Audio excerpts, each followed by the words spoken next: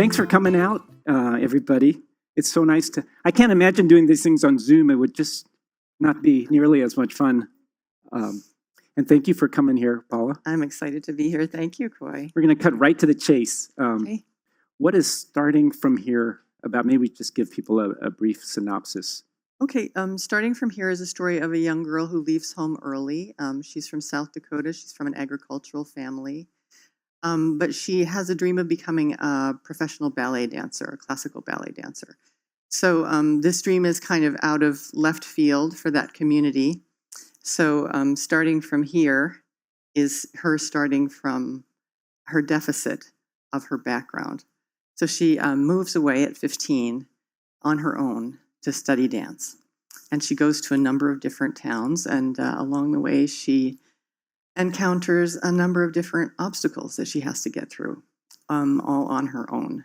So it's kind of about growing up.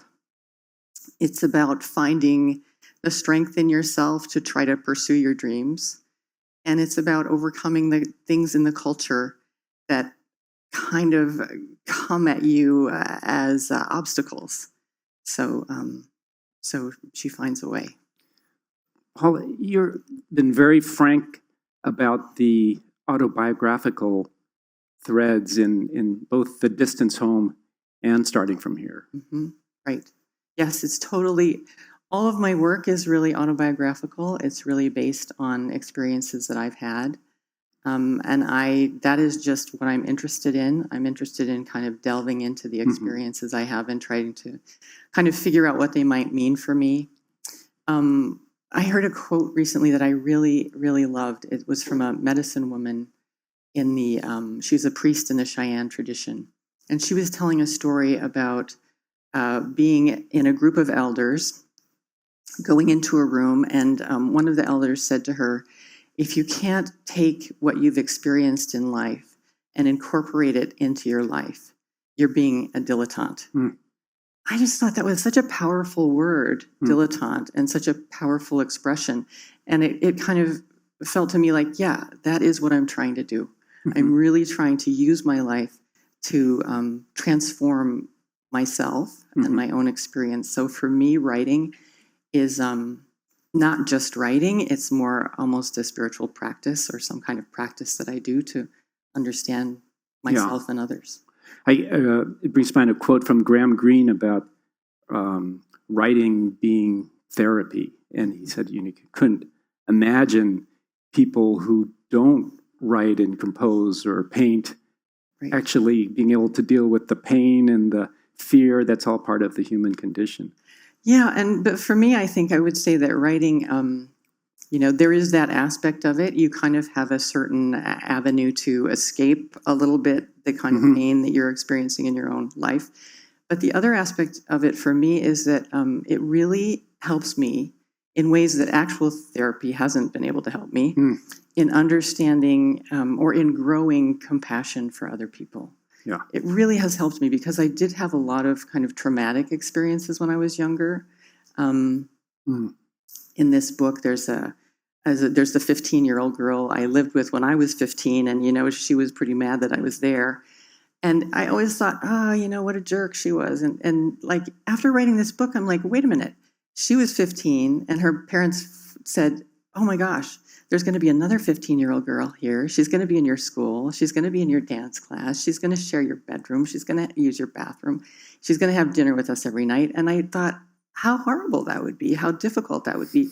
So that was really the first time, and that was a long time ago because I'm older now, and I was 15 then. Yeah. So it took me a while. But that was a long time for me to kind of, I get the message. That was difficult for her. She wasn't a mean girl. She was just in a really difficult situation. So writing helps me to get to those kind of places. Paul, both The Distance Home and Starting From Here, was there a time when you conceived this project then as a memoir rather than as a novel? You both on the covers of both, you say a novel. It's But you're very open about it. It's not really just a novel. Well, I think it is a novel, actually. I think it is a novel, but I think it's a novel based on my life. But it is shaped like a novel. I think it reads like a novel. I'm trained in fiction writing. I'm really not trained to be a memoirist. I really don't even know what the elements of memoir might be or what I might need to do. And I feel like I don't quite trust my memory well enough to say, this actually happened to me. These are kind of the stories that you'll read in both books.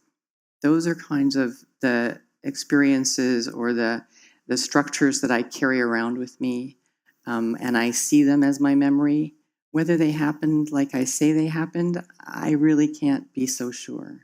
So it gives you a little distance to Yes. write about Renee, and Yes. a sense of objectivity then about it, or Yeah, absolutely. And I really needed that. When I first wrote the first book, when I wrote The Distance Home, I wrote it in the first person. So I tried to write it as a novel in the first person. And when you first tackled the project, when I first started that, and I sent it to my mentor, who was Toni Morrison at the time, and she said, "Well, I can get a feeling for all of the characters, every one of them, except the main character." She said, "I don't know what she's about. I don't know who she is. I don't know what she's feeling. I don't know why she's making the decisions she's making." And I think at that point, I kind of realized that it took me a while. I read the email and I was like, oh, crap, that's not working. But it took me a while. And then I thought, okay, I'll try again. And it was a month or so later when I just kind of write, okay, experiment 1. Let's just try this in the third person. Yeah. And the third person, that objectivity or that distance really helped me to penetrate, because in the same way that I talked about compassion for other people in the book, by using the third person, I found some compassion for myself.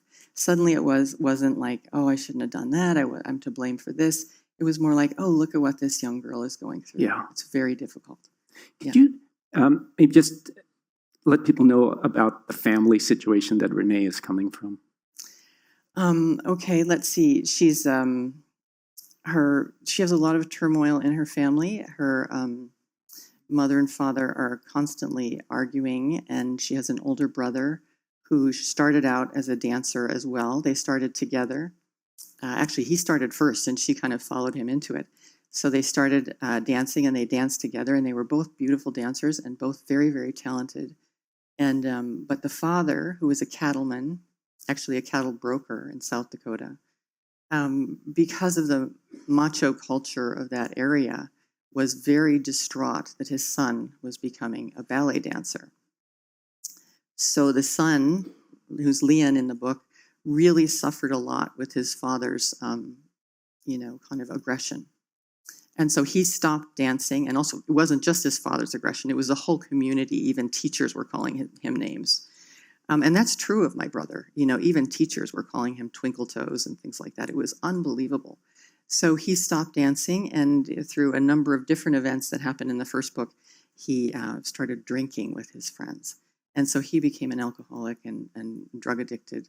And then Renee, who's me in the book, left home, and the little sister stays at home. Yeah. But that's kind of the situation. It's a difficult situation because there's such a dichotomy between what happened to one child and what happened to the other.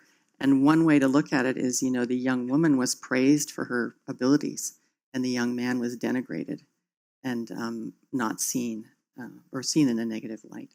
Let's have you read just like the very first start, because I think it lays it out and also gives people a flavor for your lovely writing. Okay, this is the first chapter. You're not going to read the whole first chapter. I am going to read the whole first chapter. I am. Oh, I'm not. I think you're right. Up there, yeah. All right. I'll read as long as you want me to. You'll have trouble getting me off the stage. You've got a plane to catch, remember?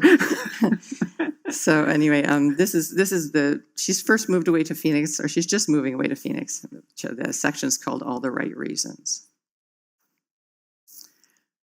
Though Al objected to the idea of his son traipsing around in a tutu, Eve enrolled Leon in a local dancing class, figuring that since Leon was always tripping on the playground and running into things, ending up with stitches, concentrating on where his body was in relation to what was around him would be good for him.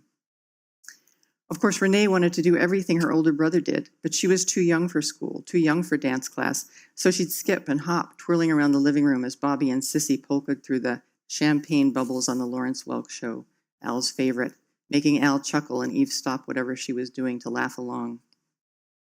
Always hogging the spotlight, Eve would say, shaking her head as Leon let the screen door slam behind him and took off on his bike to meet up with the neighbor kids.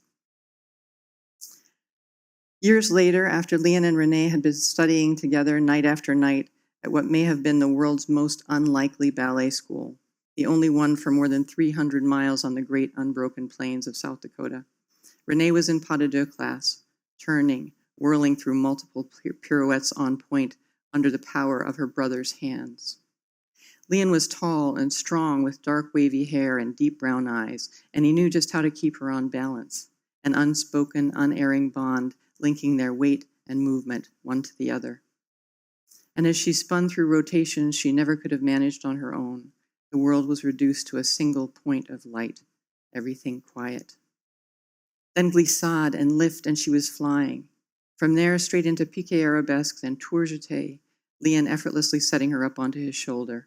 And after a mere blink of suspension, she was diving headlong, nose to the ground, Leon catching her at just the right moment, placing her directly onto her point for a single beat of sublime, trembling balance.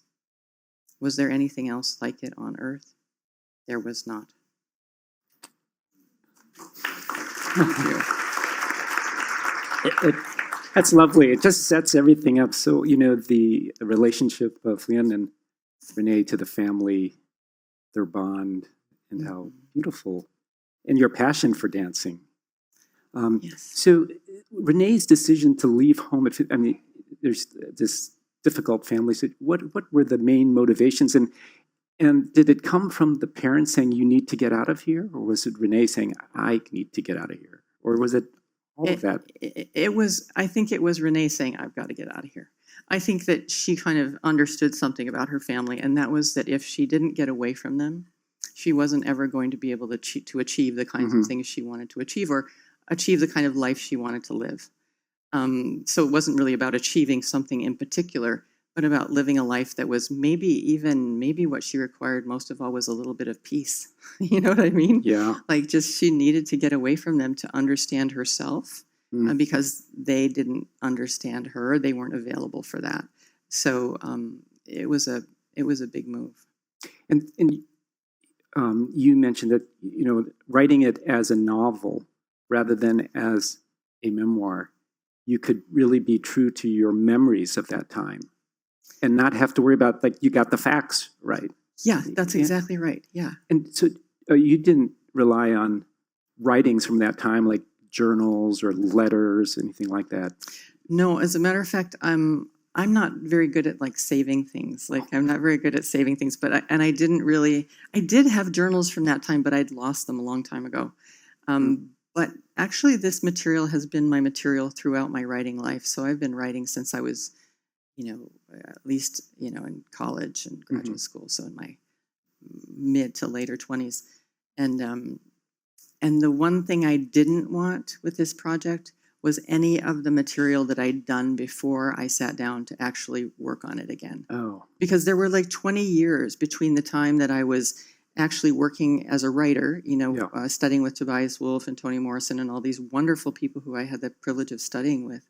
And then, kind of tried to make this writing thing work. Really wasn't working for me. And I had kids at home. And so I kind of thought, okay, this just isn't for me. I'm going to focus on my family. And then the kids grew up and went away, which is funny because it was one of the things Toni Morrison told me one time when we ran into each other. She said, are you writing? And I said, no, I'm not. And she was like, don't worry, you'll write when the kids leave home. And I was like, no, I'm not gonna. But she was right. They left home and I'm like, I want to try this again. And kind of through that time of building a family and building those relationships and understanding them maybe a little better, I could go back to this work in a different way. So I didn't want to see anything old. It really needed to be now.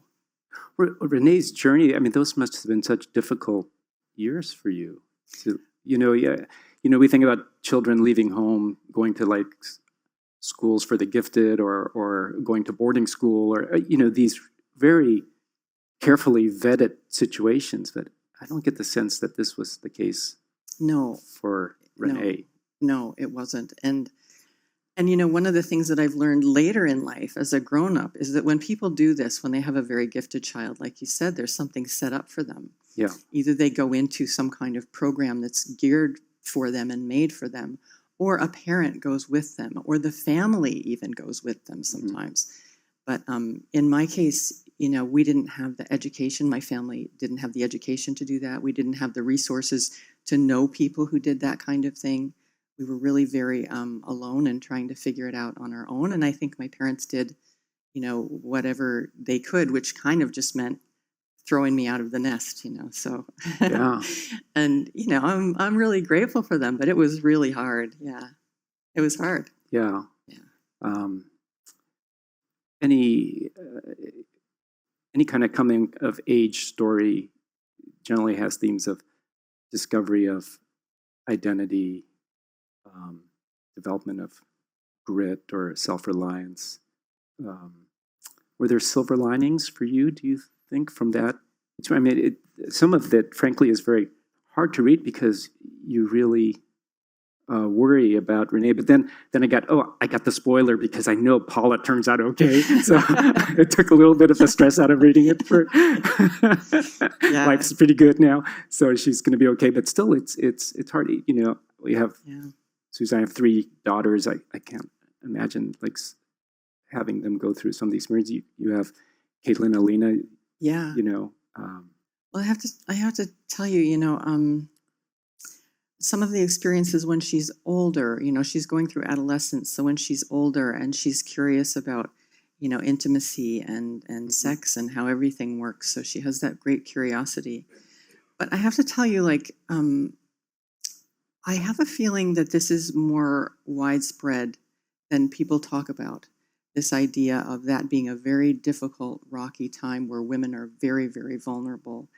I know my mother, when she was, when we were young, she would tell us about coming home from school, and that she was Catholic, and there was you couldn't go to see any of the X-rated movies that came to town because she was Catholic. She said, but the priest would stop her and tell her the plots of all of the X-rated movies. So she was probably 15, right in that age. And so there's this young girl and there's this older priest, and he wants to tell her all of this sexual stuff. Okay, so that's my mother.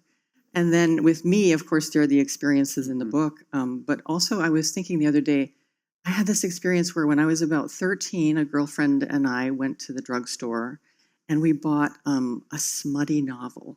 We thought, we're having a sleepover. We're going to read this. What's going on here?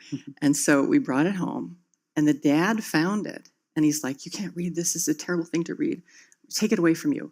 But then later that evening, he called us both out, and we sat at his feet while he read us the dirtiest parts of it.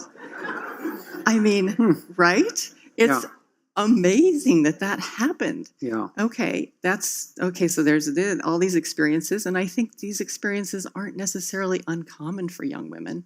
And I'll also tell you one with my daughter. She was 14. She got her first job. She was very excited. She was waitressing or hostessing at a little cafe. And so she's working. She works about 2 days. She's so proud of herself. And she comes back the third day and she says, I quit. And we're like, what? Why? Why are you quitting? Da, da, da. She wouldn't tell us. She didn't tell us. But the man who ran the restaurant, who owned the restaurant, had come up to her and put his hand on her breast. Just like that. We found out a year later. Why? Because she was ashamed to tell us. So these kinds of experiences that women experience, where does the shame fall? That's really, for me, one of the big questions of this book. Where does the shame fall? It falls on the women who experience the predation. And so I would like that to change. Yeah. That is always a question when you read a novel and the protagonist is a young person, whether it's Harry Potter or Jane Eyre, or that, who keeps this person safe? Right. And that's always a question you have to answer when the protagonist is a young person. Where's the safety come from? Right. Right. Yeah. This was hard. It is not a lot, and so Renee is her own, but you're so, I think you do such a good job of this very tight line that you negotiate between Renee being in these dangerous situations with really, frankly, predators or people who sense her naivete and her vulnerability and seek to take advantage. But yet Renee is never without agency. Yes, I think that's true. Yeah. Yeah. And that's really also one of the big points of the book is that, we all have, seen our own resilience. We have this like resilience that we can rely on, this inner strength. And so that is a big part of the book. And I think you see that even in the second chapter. It's almost, when I read the second chapter, I almost feel like it outlines the whole book, because this young girl, Renee, has gone away. Yeah. So she has this disorientation. She doesn't know where she is. She's like, where am I? What is that? What's that road? What's this? Yeah. Where's that? Where does this go? So she's disoriented. There's a man at the house who kind of focuses in on her, and kind of leers at her in a way that he would never do with his own daughter, of course, so he's leering at her. She notices it. That starts the whole book, and that's the pattern. But the other thing that happens in that chapter is the mother makes an excuse for the man. So I find that really true to life. And, I'm sorry, it's hard to read. Well, just because you make us care about the Renee. No, I just mean, I hear it a lot, that it's hard to read. I hear it a lot. So, I mean, it is hard to read, and it's hard to experience it. And many of us have experienced that. But it's the women making excuse for the men that is really a tricky kind of thing to look at. It intrigues me. Yeah. So Renee has these experiences, but she also, you show that when she makes mistakes, that she does learn from that and grows from these. There's a line that one of my mentors, when I was a young resident in the hospital, told me. He said, "Coy, good judgment comes from experience." And he says, experience comes from bad judgment. Yeah, exactly. And I thought, exactly. I don't know what you're telling me, but I feel better. No, I guess. No, that's exactly true, because she'll make a bad decision, and then she experiences it, then she learns, and she makes another bad decision, then she learns not to go quite that way. Yeah, there's a whole bunch of that. Yeah, it's true. And I also feel when you read this book, maybe it's universal, maybe it's some of it, but we all probably have experiences in our life that were bad or frankly horrible, and you would never want your children to go through them. Right. But on the other hand, who I feel like I am today, as a husband or a father or doctor, it's a little bit better because of those experiences. Yeah, on the other hand, right, there's this paradox of things that we would wish we could have avoided, but somehow, if we use it the right way, it enhances it. So we are because of and not despite of. Exactly. If that makes sense. Yes, it's really true. Yeah. Do you feel that? I really feel that. When my mother, when I was older, grown up, my mother used to say to me, "Oh, I should have never let you go away. I should have never sent you away. I should have never let you go away." And I always was just like, no, that's not the way it is. It's complicated. And, we both have kind of feelings of mourning about it. Yeah. But on the other hand, I am who I am today, and I have the qualities I have today because of those experiences and having to struggle through that. And so, I totally agree with that. When you wrote this and you're writing about Renee now, did you have a sense that sometimes that you were like having a conversation with this person that in a way she didn't have someone to lean on but could you reach back through time and kind of be a mentor to her now, or forgive her, or?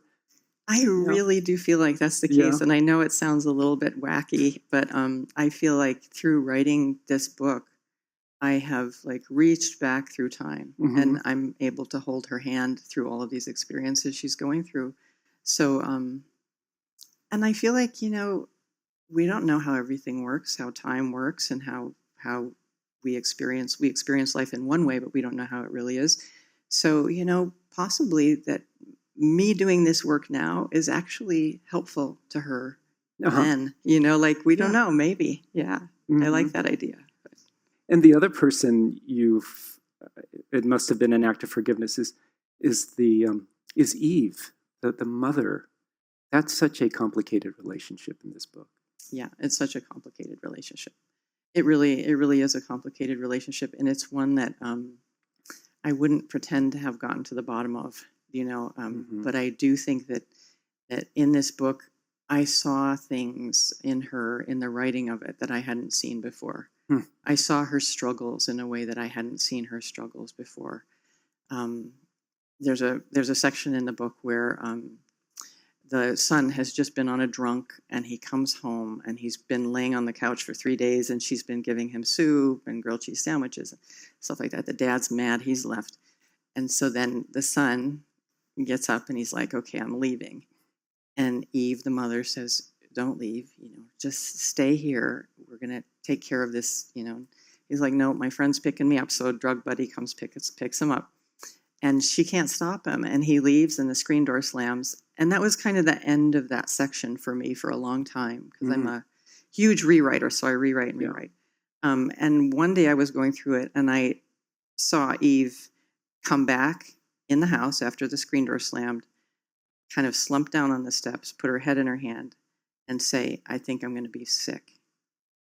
And I was like, yes. And it just struck me so hard because suddenly I understood my mother's dilemma in a way that I never really had before. She was in her 40s, maybe, and she had this terrible, terrible problem. Yeah. So, it really gave me an insight into her that I had. That visceral pain that a parent feels. Yeah, a visceral pain. Yeah. Right. Yeah, and Eve is, her own story is very tragic because, when you presented her as such a star in all this potential, right? She was the star of her high school musical, and she graduated as the valedictorian of her high school. That's, but she never even gets to go to college. No, and these are all. This is also a book about class, isn't it? I mean, for me it is, because I think, when Renee finally gets to go to Phoenix and sees these other dancers who she's supposedly competing with, they've been training. They come from families that can afford it. They live in a place where it's available, and they have been training for all the years that she's been trying to get a foothold. So she sees the difference there, and it's the same thing with Eve and Al. Even the parents, neither of them have gone to college. They're, agricultural family workers. And even when she was dreaming, her dream was to maybe go to college and become a secretary. Yes. Yes. And now you have someone who's the star of a high school musical and valedictorian, and you hope that they want more than to be a secretary. Yeah, right. You mentioned like that Renee going and just seeing this other kind of different race of, and you have a lovely paragraph about that. So I just brought that. Sure. Over there, right? Well, you know where it is. Do you want me to start here? Oh no, I was thinking about that right over here with this part. Oh yeah. So this is when she goes to Phoenix, and these girls that I was just talking about, she sees how different they are from her. Most remarkably, the girls were stick-thin and sculpted, with sharp angles, honed edges, unmistakable outlines. They were like line drawings, slight single arcs of hip bones, cheekbones, ribs. And Renee understood that she was too soft and diffuse, her slender body too loose, her perimeter too amorphous and undefined. If she was ever going to join them, or even make them see that she was standing there, the first thing she needed to do was close the gap, starting with her own flesh. She was going to have to remake herself to match them, become delineated from every angle like an anatomical model. Standing next to these other girls in her ballet class, with the marked exception of Galley, obviously the bull in the china shop, she saw that she was going to have to make herself indistinguishable from them, like a paper doll in a chain. That's great. Thank you.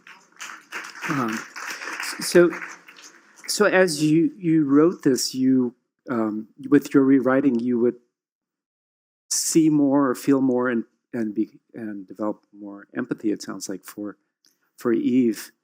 And yeah, well, for me, rewriting is like kind of a complete activity. You know, I'm looking at the language, I'm looking at the tone, I'm looking at the movement, and I'm looking at the character, and I'm looking at the plot. So I'm always like rewriting, almost just kind of, you know, like spreading it apart, taking it open, looking at it again, rebuilding it. So I'm looking at all of those different elements at the same time. So yeah, that definitely. But it sounds like not just from a technical point of view, but also content and the tone. Yes. And the empathetic heart of it as well. Yeah, for me, it's more like painting than writing. I'm not a technical writer. You know, I kind of like, I look at it like, hopefully, this is the goal, a living thing. You know, you look at it as something that's alive and you're working with it. And yeah, like that. Well, you know, your mother passed before the first book was published. Oh, yeah. So she never got a chance to read about Eve. Yeah, and that was a little bit by design. I think I started working on it when she was very ill. And so, you know, we knew that day was coming. And that gave me a freedom to kind of explore who she was, you know, for me, not who she was entirely, obviously, but who she was in my life, a little more deeply and a little more honestly, because I didn't have to worry about her reading it. I think I never would have written any of these books to hurt anybody's feelings. That wasn't ever my goal, but to explore my own experience. And I feel like, you know, even though my experience includes other people, I have a right to that. And it's, you know, when you kind of look beyond just the story and you see the circumstance, I think we talk about like income inequality and we talk about these things in a very abstract way sometimes, but the power of fiction is that you see, like, Renee has these incredible limitations, but just from her circumstances that, you know, that someone from a poorer childhood who is in Rapid City, South Dakota, to dream to become a ballerina in New York. There's a lot of obstacles there that are almost insurmountable. There are. And it's really true. And, you know, I went back to Rapid City recently. Yeah. At the beginning of this book tour thing I've been doing, I was back in Rapid City. And I had this overwhelming feeling like, how did I ever get out of here? Yeah. You know, it's sticky. How did I? Because you can look at it and you can see it's impossible.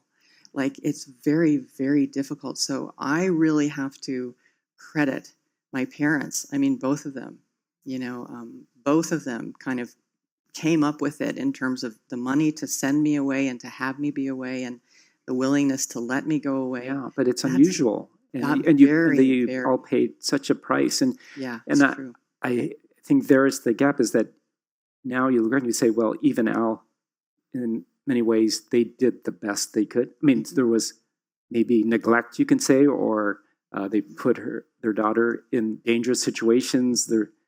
But they did the best they could do, but yet the best they could do wasn't enough. And there's this gap, right? And that's where there's so much pain. Is on one hand, people do the best, and the best isn't enough. Yeah, that's true. That's true. But then we can only do what we can do, you know. We can only do what we can do. And I think, too, for them, to think of them having the imagination. I mean, my father was a son of a cattle trader. Yeah. My father became a cattle trader. You know, that was where we were. You know, it was home and brokering cattle. I don't even know what that means. So Paula, how did you pivot? Maybe I should say pirouette, but how did you pivot from being a ballerina to a writer?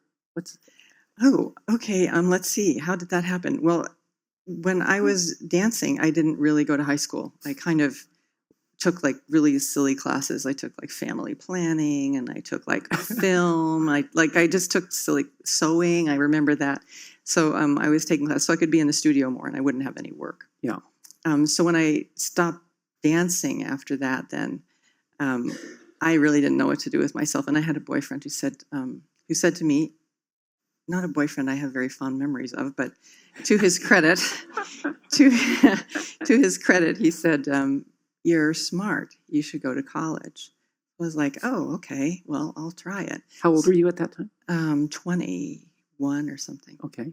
So I started at community college because I didn't know what to expect, and literally fell in love with school, fell in love with being at school. I loved it. And then I transferred to a university, and the university in that same community. And I had to sign up for a literature class. That was a requirement. So I was like, oh, God. So I signed up for this literature class and fell in love with literature. I remember very distinctly reading Mark Twain's Jumping Frog of Calaveras County and being just delighted by that, like in a whole body, just like, oh my God, this is the best. So fell in love with literature. And then I transferred up to Barnard when I was a junior. And the woman, it was the 80s, so the woman who was interviewing me for admission asked me, she said, "Well, what are you going to major in?" I said, "Well, I think I'll major in finance," because I thought I would be a banker. And I don't know anything about money. So she's like, "Well, we don't have finance here." So I said, "Okay, English, I'll do English." So I graduated with an English degree from Barnard. Yeah. And at Barnard, I started taking writing classes, and I was literally the worst one in the whole roundtable group. Literally, I mean, the first story I handed in, the teacher held it up to the class and said, "This is a verbatim. This is the perfect example of a waste of time." Yeah. So what she meant, and this is one of the benefits of having studied ballet for so long, was that what she meant was I was wasting time in my text. Do you know what I mean? I was saying like, "How are you?" "I'm fine." "How are you?" "Where are you going?" "I'm not sure." Like this. I was wasting time on the page. That's what she meant. And so I understood, she has some critique of this work. Now it's my job to figure out what that critique is. That kind of training came from my ballet training, where you always have to figure out what your deficit is based on what someone else reflects to you. So and take criticism as a sign of attention, yes, which is in a way a sign of respect, right? Yes, that's right. Or at least take criticism as a way to grow, and enrich your own practice, whatever you're doing. So that's how I changed to writing, and then I just I loved it. It wasn't easy from then, but I applied to Syracuse later on in my life. And I was actually teaching at Minnesota Dance Theater, and I was writing poems at the same time and writing short stories, and I applied to Syracuse and got in. Yeah. That was lucky. Yeah. Well, life changes, but there must have been some, on the surface you think, well, ballet, dance, classical dance, and literature being so different, but maybe there were skills and aspects of dance that translated to being a writer. Yeah, I think so. I mean, I think maybe the rhythm of the prose for me is I really like that. I find it beautiful really musical. Line, yeah, beautiful line. Yeah, exactly. Yeah. Kind of flow of the language. I like all of that stuff. Like trying not to have unnecessary gestures and yes, flourishes. Exactly. Yeah. And trying to make something difficult look easy. Mm-hmm. That's definitely ballet, and it's definitely writing. I've heard Toni Morrison say that you have to work really, really, really hard on it so that it looks really easy. So after your 2 years at Syracuse, you were one of 3 people selected by Toni Morrison to work with her for a couple of years. For 2 years, yeah. What an honor that must have been. It really was, yeah. It really was, and that was an incredible experience. That was such an enriching experience, and she was very. I just adored her so much, and she was very tough with me. She seems like someone who didn't mince words. Oh gosh! You know. Oh my God! yeah. She would take you to task for sure, and but she was always very encouraging too. She liked my work, and I was just like, I of course adored her. Yeah. She's it's very kind of moving to talk about her for me because she was such an important piece for my life, and so happened by such happenstance. Just kind of happened. I was teaching at Syracuse. I was teaching a summer session. I came out for a break. I was giving the students a break and saw this poster tacked up on the wall that said, Schweitzer Fellowship, apply here. I was like, I'm going to apply for that. And that was it. Yeah, I was very lucky. You shared with me something that she said about your writing that I thought was wonderful, where she compared it to the Hudson. Oh, yeah. She would say, she said one day we were working in her kitchen, which was right on the Hudson River. You could see the Hudson from her window. And she said, your work reminds me of the Hudson River. She said, I had a workman come out here who was doing something. And he said to me, yeah, you look out and the Hudson River is all smooth and quiet and nice. He said, but underneath it's boiling. So I liked it. I really like that. That gives me some courage. Yeah. But after Toni those years, you kind of life. You got caught up with life. You got married, whirlwind romance. Got married, had a couple kids. Yeah. Must have been hard to find the time for writing. Yeah, phase of life, right? Yeah, exactly. That's really true. I think it was both hard to find the time for writing, but we were both really dedicated to writing. So I did have a babysitter who'd come in for half the day, and I'd kind of really try to write. I think I wasn't quite prepared to write what I needed to write, and like I said before, I'm not someone who just writes to write. I'm not interested in making things up so much. It just doesn't interest me. I'm interested in exploration. So I wasn't really prepared. I think I was a little too angry still. And, writing is a big part of my life, but having a family was also very, very important to me. After not having a family and not being part of a family for such a long time, what I wanted, I think, at that point in my life more than anything was to have my own family where it could be nice. Like that. That was kind of the idea. So, yeah, that was real important. Georgia and Paula shockingly raised two writers. Oh, yes, that's true. So I think I read somewhere that you were kind of taken, that you had to step back from that while, but then you stumbled on an article about Elena Ferrante. I did. And, and I read Elena Ferrante, actually. A woman who was friends of ours kind of found her and I recommended to her. I can't remember who, but it was just really a wonderful discovery for me because I could see in Elena Ferrante that you can write about very difficult situations and it's okay. You can do it. It can be literature.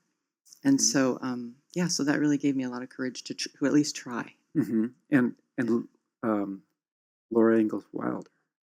And Laura Ingalls Wilder as well? Oh, yeah. Oh, yes. Yeah. I was teaching a group of about 4 or 5 young girls, like 12, 13-year-old girls, and we were studying Little House on the Prairie. We were just going through it and reading it and having a great time. And one day I was coming home from my teaching, and I thought, you know what?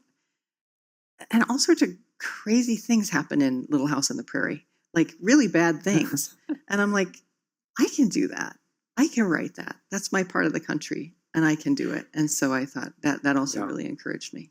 Yeah. And now you've got, you've set these two up in sequence, but there's going to be another one, I understand.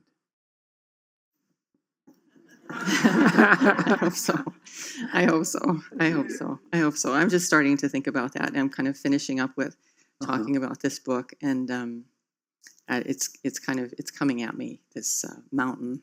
This continuation of Renee's story. Yeah, continuation of Renee's story. I'm hoping to do it. It will be a very difficult book for me to write. It'll be a very difficult book for people to read. I don't know if anybody wants anything to do with it, but I think I would like to write it. So I'm going to give it a try. I don't know how. I don't know. It's in front of me like a mountain. Yeah. You're kind of dreading getting. Oh yeah. Are you? Oh yeah. Oh yeah. Yeah. I am. Yeah, I am. But you worked on some parts, or you worked through some of that during the pandemic. I did, because this book I wrote twice as long as this, so it contains the third book in it. But then I cut it in half because it was way too long, and the third book just wasn't working out. So I'd always planned it as a trilogy, so 3 books. But the last half of this book wasn't working out, so I cut it off, made this book, which I think was the plan from the beginning, and I like it this way. So now this third book is going to need a complete, I have pages on my desk like, this, but it's going to need a new vision. Yeah. Why? Yeah, because I think because it was a continuation of this book, it continued kind of the flavor of this book. And I think the flavor of it needs to change. I think that's what's going to make that third part successful, is if I can capture some kind of flavor in the text and in the working of it that will elevate it into itself. I think this as itself, this is working for me. Yeah. But the next one as an attachment to this doesn't work. It's not really an annexed book. It's got to be a standalone. Because the first 2 are really quite different in the way they're told. Yes, they are. In the first one, you explore these different perspectives from family members. And different times. Yeah. I go past and future. I go all over the place. In this one, I stick very strictly to a third-person limited narrative voice. So and very linear. Very chronological. I really wanted to do that. And so for the next one, I'm kind of thinking, maybe I need to learn to write an omniscient voice. I need to come in with some kind of voice that has a little more power and a little more breadth than a third-person limited, which is what this current book is in. So I need to find a way into that material that's different than what I have. Yeah. Knock on wood. Who knows? I don't know. We'll see. Why stop at 3? What? Why stop at 3? Oh yeah, why stop at 3? Because I'll probably be on to my next life by then. Who knows? Yeah. When Takes you're me a while. You're very frank about this being your experiences. Were there experiences here that you've shared with your family before, or when Caitlin and Alina, your daughters, opened this up, did they say, "Oh, Mom, I never knew you went through this"? Or I think they must have that experience. Yeah. My older daughter hasn't read it yet. She's like, I'm too afraid. My younger daughter has read it, and it was very emotional for her. But these are the understandings that we have to share with each other. And you have a sister, who was Jane in the book, and she's read the books. She's read all of this. Yes. Yeah. And I was really happy about that, because she just kind of confirmed. I was like, did that really happen? She's like, oh yeah, that was like that. I remember that. So that's been a really nice, I don't use her along the way, but when it's over, she reads it, and it's nice to hear a confirmation from her. Yeah. Yeah. You, you avoid her point of view a bit in the first one. I do. And, that's kind of a little bit double-sided, and mainly because she was 10 years old when I left. So me and her getting to know each other has happened kind of sporadically as we grew up. Yeah. But then, she's your sister, so you always hold her so dear. Yeah. So it's nice. We're very close now, which is really nice. Well, but thank you so much for coming and spending this time. Thank you. It was really nice. Thank you. Thank you very much. Thank you.